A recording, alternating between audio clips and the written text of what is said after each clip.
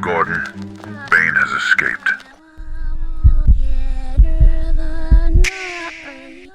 Notice how often you reach for blame when something goes wrong. The situation is someone else's doing, the fault of a person who wronged you, the result of forces stacked against you.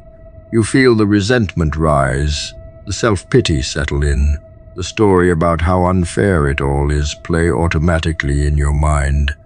This feels justified, even righteous, because often the blame is accurate. But accuracy is not the point. While you are busy assigning fault, correctly or not, nothing improves, because blame is not a tool for fixing anything. It is a tool for explaining why you should not have to. Consider the trap you have built for yourself with this thinking. As long as your problems are someone else's fault, they are also someone else's to solve, which means you have handed away the power to change your own life.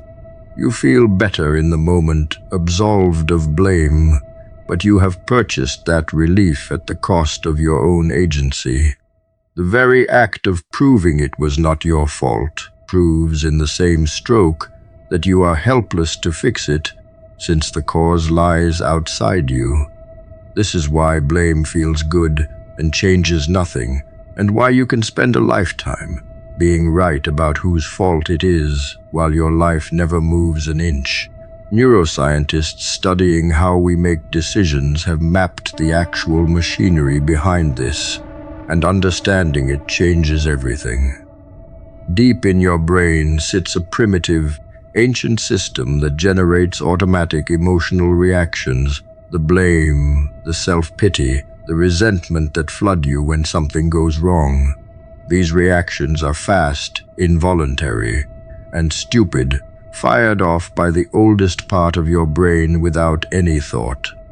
But you have another structure, the prefrontal cortex, the newer, rational part sitting behind your forehead, and it possesses a remarkable ability.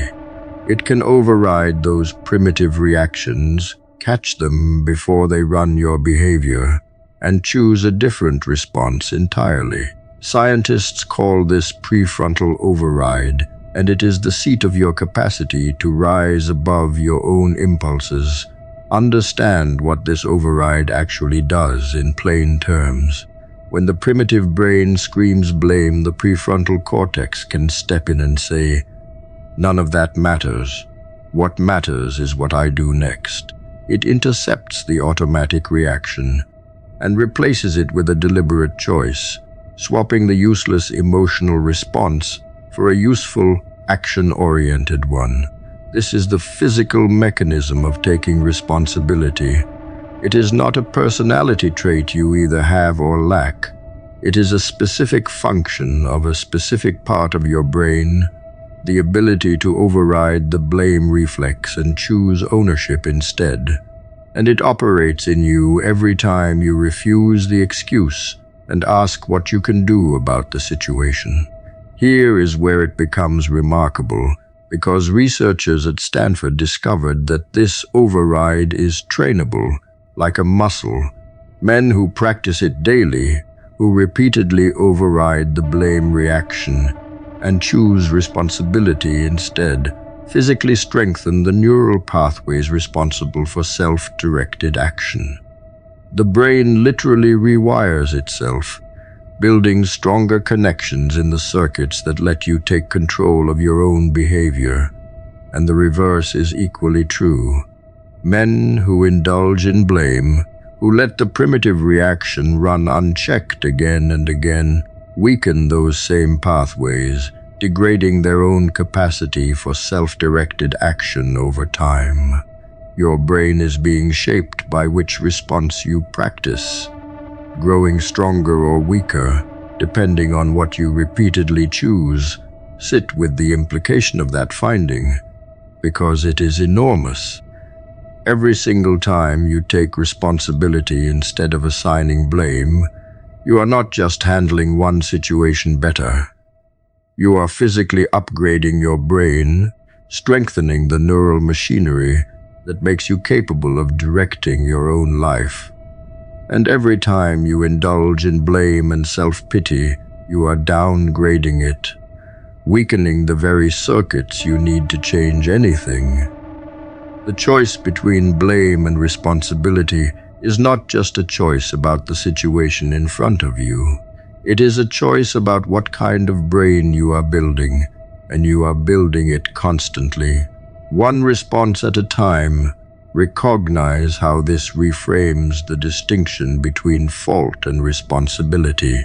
Fault is about the past, about who caused the problem, a question that blame obsesses over and that changes nothing. Responsibility is about the future, about who will address the problem now, a question that only you can answer for your own life. It genuinely may not be your fault. That is a statement about the past, and it can be entirely true. But it is your responsibility, because you are the only one who can change your situation going forward. And that is a statement about the future, equally true and far more useful. Holding both at once is the key. The fault can lie elsewhere, while the responsibility rests with you. Epictetus gave a man one of the cleanest lines ever drawn: "Separate what belongs to you from what does not." Your birth did not ask your permission. Your background did not wait for your approval. Your family, your early wounds, your bad luck, your height, your past, the timing of certain losses, the stupidity of other people, the unfairness of the world. None of these arrived because you held a meeting and chose them. Yet many men spend the best part of their lives arguing with these things, as if enough anger will rewrite them. They keep returning to the same complaint, the same memory, the same injustice, the same comparison, while the part of life that actually answers to them remains untouched. This is how suffering becomes a habit. A man bleeds energy into what cannot be moved, then has nothing left for the things waiting under his command. The confusion begins early, because pain feels like ownership. If something hurt you, you feel as though it must belong to you. If something shaped you, you feel condemned to carry it forever. A man from a difficult background may believe the background still has voting power over every room he enters. A man rejected in the past may start treating every future opportunity like it has already spoken against him. Someone raised around chaos may mistake tension for destiny. Yet Epictetus, who had lived as a slave before becoming a philosopher, understood the brutal difference between what can touch your body and what must never be allowed to rule your inner government. A chain may restrict movement. It does not automatically own judgment. A wound may explain a reaction. It does not deserve permanent command of the response. That distinction is not soft. It is war. Many people waste their lives demanding fairness from a universe that never signed the contract. They want the past to apologize before they begin. They want the world to become equal before they train. They want every person who misunderstood them to finally understand before they act with force. This desire is human, but it can also become poison. A man who waits for reality to become morally satisfying before he moves will be easy to defeat. The world may owe him an apology, but that apology may never arrive. The father may never explain. The old betrayal may never be repaired. The missed chance may never return. The people who judged him may never correct themselves. So what remains? His body, his attention, his discipline, his response, his next action. The line is harsh because it removes comfort from complaint, but it also gives power back to the only place where power can still be used. Epictetus called the separation simple, but simple does not mean easy. The mind loves invasion. It wants to manage other people's opinions, control the future, rewrite the past, predict every outcome, secure admiration, avoid every insult, and guarantee reward before effort. That hunger for control creates exhaustion because the mind keeps trying to rule kingdoms it does not own. A man refreshes messages because he wants command over someone else's reply. He obsesses over reputation because he wants command over every mind in the room. He overthinks tomorrow because he wants command over events that have not arrived. He replays yesterday because he wants command over dead moments. None of this produces strength. It produces a nervous system trapped in impossible labor. Peace begins when the man stops applying force to locked doors and starts using that force on the doors that actually open. The first category, the one that belongs to you, is smaller than the ego wants and larger than the weak man admits. You cannot choose your starting point, but you can choose whether the body gets trained. You cannot choose every opportunity, but you can choose whether skill is being sharpened before one appears. You cannot choose how others speak about you, but you can choose whether your conduct gives your name weight. You cannot choose the storm, but you can choose the state of the ship before it hits. This is where men reveal themselves. Some use lack of total control as permission for total surrender. Others take the smaller territory seriously and build a fortress on it. The difference is not luck. The difference is where attention is placed. A man becomes dangerous when he stops needing control over everything and starts mastering the few things that answer when called. Bad luck is real. Background matters. Certain people begin life with burdens others never had to carry. Pretending otherwise is childish. Epictetus was not teaching men to deny conditions. He was teaching them not to worship conditions.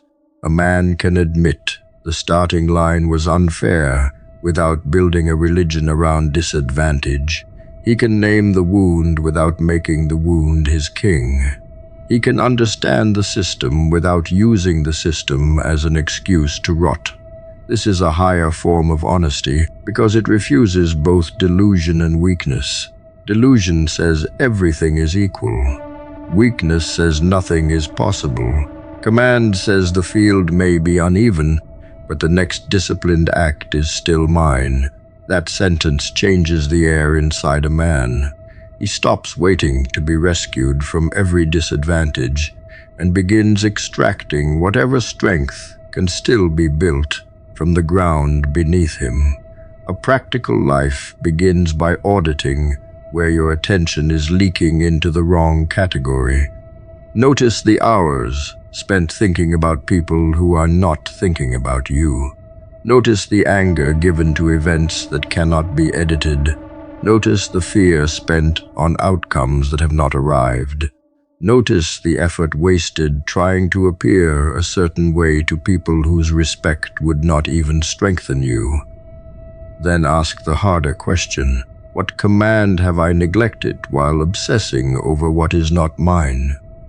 Maybe the body has been waiting. Maybe the craft has been waiting. Maybe the bank account has been waiting. Maybe prayer, study, courage, sleep, training, honesty, or a difficult decision has been waiting. The second category is loud because it flatters your sense of importance. The first category is quiet because it demands labor. Choose the quiet one. It is the only one that pays. The response is the throne. A man cannot always choose the insult, the delay, the loss, the rejection, the unfairness, the door that closes, or the person who leaves. He can choose the shape he takes afterward. That choice may not feel grand in the moment. It may look like keeping his voice calm when anger wants a stage. It may look like going to the gym after a bad day instead of becoming useless. It may look like sending another application after silence. It may look like correcting a mistake without turning the mistake into identity. These are not small things. They are the exact place where freedom enters. The world can strike the outer life. The response decides whether the strike becomes corruption, training, bitterness, discipline, collapse, or command. A man who owns his response owns more than he thinks. Look closely at the problems that have followed you through life, and you will start to notice something unsettling. They are not entirely yours. The anger you struggle with, the way you handle money, the difficulty with closeness, the drinking or the avoidance or the fear, trace them back and you find the same patterns in your father and in his father before him. These are not random personal failures. They are inheritances, passed down through your family line like heirlooms nobody wanted, handed from one generation to the next, and you received them the same way you received your surname, without ever being asked. Consider what it means that these patterns repeat across generations. Your father did not invent his flaws. He absorbed them from the man who raised him, who absorbed them from the man before, each generation passing down its wounds and weaknesses to the next, usually without meaning to, and often without even seeing it. The way your father handled stress, treated the people close to him, faced or failed to face his responsibilities, he learned it all from his own father, and now you carry the same programming. What feels like your personal struggle is actually a family struggle, a chain of the same broken patterns stretching back through the generations that made you. Notice that no one in this line ever stopped it. Generation after generation received the weight and passed it on, not because they were evil, but because they lacked the strength or the awareness to break the cycle. Your father carried what his father gave him and handed it to you, just as it was handed to him, the pattern continuing unbroken, because no one ever stood up and refused to pass it forward. They were not strong enough or aware enough or willing enough to do the brutal work of stopping it, so they did what everyone before them had done. They passed the weight down, and it landed, eventually, on you. Psychologists have a term for this, and it confirms what you are sensing. They call it intergenerational trauma, the transmission of wounds, patterns, and dysfunction from one generation to the next, passed down through behavior, through the way children are raised, through the emotional environment a parent creates. A father who was never shown warmth cannot show warmth, and so his children grow up without it and struggle to give it to their own children in turn. The research is clear that these patterns are real and they are transmitted, that the dysfunction of one generation shapes the next, and that without deliberate intervention, the chain continues indefinitely, each generation wounding the next in the same ways it was wounded. Understand the mechanism behind this transmission, because it makes the pattern feel less like fate and more like something you can fight. Children learn how to be human by watching their parents, absorbing not just explicit lessons but the entire emotional template of how to handle life, relationships, hardship, and themselves. A boy raised by an angry, absent, or broken father absorbs that template as normal, and it becomes his own default, which he then passes to his children through the same unconscious absorption. The chain continues, not through some mysterious force, but through this simple, powerful process of children becoming what they witnessed, generation after generation, unless someone consciously chooses to become something different. Recognize now where the chain has arrived. It has reached you. The weight that was passed down through all those generations, the patterns that no one before you had the strength to stop, has landed on your desk, and you are now the one holding it. This is not a burden you asked for or deserved. It was handed to you the same way it was handed to everyone before you without your consent, simply by being born into this line. But it is here now in your hands, and you face the same choice every generation before you faced and failed. Pass it on, or be the one who finally stops it.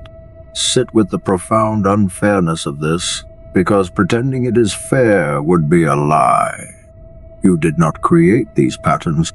You did not choose to inherit them. The work of breaking a chain that others built and maintained across generations has fallen to you through no fault of your own, and you have every right to feel the injustice of it. Why should you have to do the hard work that your father and his father avoided? Why should the burden of ending it land on you? It is not fair, and you do not have to pretend otherwise. But fairness is not the question. The question is whether it will be done, and you are the only one positioned to do it. A man can become loyal to his suffering without noticing. At first, the pain is real. Nobody should take that away from him. He was betrayed. He failed. He lost someone. He was rejected. He wasted years. He trusted the wrong person. He made a mistake he cannot edit. The first wave deserves respect because something inside him has been torn. Yet after a while, the same story begins returning not to heal him, but to protect him from responsibility. He keeps replaying the moment because the replay lets him avoid the demand of rebuilding. He keeps explaining why he broke because explanation feels easier than repair. He keeps showing the scar because the scar gets sympathy, and sympathy can become a drug when progress feels lonely. This is where the wound changes roles. It stops being evidence of what happened and starts becoming a permit to remain unfinished. Self-pity is dangerous because it gives a man moral permission to stop moving. It says, after what happened to you, no one can demand anything from you. For a short time, that may even feel fair. Pain makes the body tired. The mind needs space. The nervous system needs to settle. A man should not treat himself like a machine after impact. But the same voice that once sounded compassionate can later become a jailer.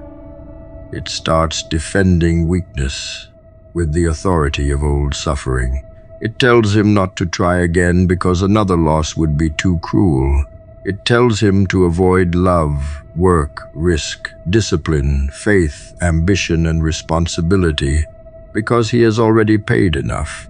That is how a man becomes ruled by an event that is no longer happening. The pain ended in reality, but continued in identity. Seneca's prescription was not softness, and it was not emotional stupidity either. He understood that grief has a function. It makes the loss real. It forces the mind to stop denying the break. It gives respect to what mattered. It allows the heart to adjust to a world that has changed shape. But a function has an end. Medicine taken beyond it becomes poison. Rest extended beyond recovery becomes decay. Reflection stretched beyond insight becomes rumination. Mourning past usefulness can turn into a private shrine where a man worships what hurt him. Seneca was not asking his friend to become cold toward love. He was asking him to stop letting sorrow become a second death. The first loss was painful enough. The second loss happens when a man gives the rest of his life to the thing already taken from him. Modern research gives a harder edge to what the old philosophers saw by observation. Rumination does not simply mean thinking about pain.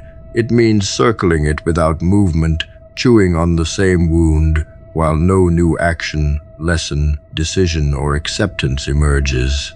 The mind believes it is solving something because it keeps returning to the scene, but often it is only deepening the groove. Depression grows heavier when thought becomes a loop with no exit. Recovery slows when identity remains fastened to injury.